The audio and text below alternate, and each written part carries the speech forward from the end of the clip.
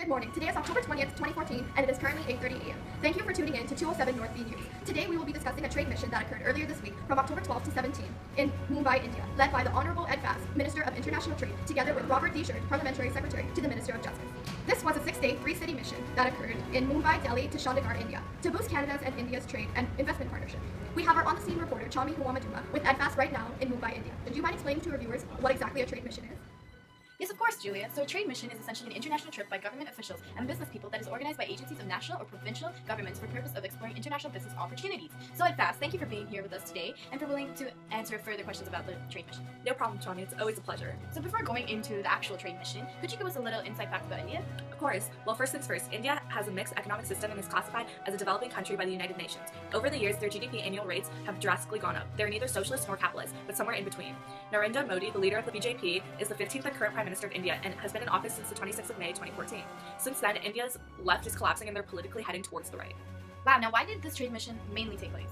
Well, you see, India is a priority market under Canada's Global Markets Action Plan. So the blueprint for creating jobs and opportunities for Canadians through trade, India is also a priority market for Canada's international education strategy. So an element of GMAP and is the second largest source of foreign student study in Canada. So the overall objective of this trade mission was to ensure that Canadians always have jobs and opportunities through the trade we undergo? Yes, that's correct. And how did you ensure that India remains the blueprint for creating jobs and opportunities for Canadians through trade? Well, I met with Jitendra Singh, India's Minister of State of the Ministry of Science and Technology, and we launched a call for proposals for joint research and development project under the Canadian-Indian Science and Technology Corporation Agreement. And what does that all mean in relationship with Canada?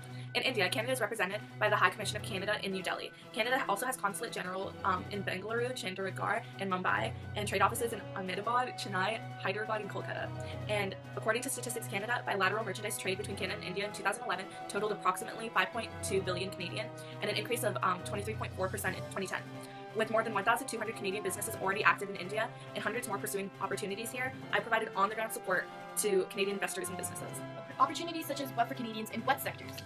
A wide range of sectors, actually, including aerospace, agriculture, food and beverages, automotive, defense and security, education, information and communication technologies, infrastructure, life science, mining, and oil and gas. With all these opportunities, there must be some risks. What are the main ones you can think of to share with our viewers today? Well, some risks included are the basic customs duty, which is essentially a standard tax that applies to all goods imported into India. Lastly, the customs handling fee is a big issue, not only in India, but with several other nations as well.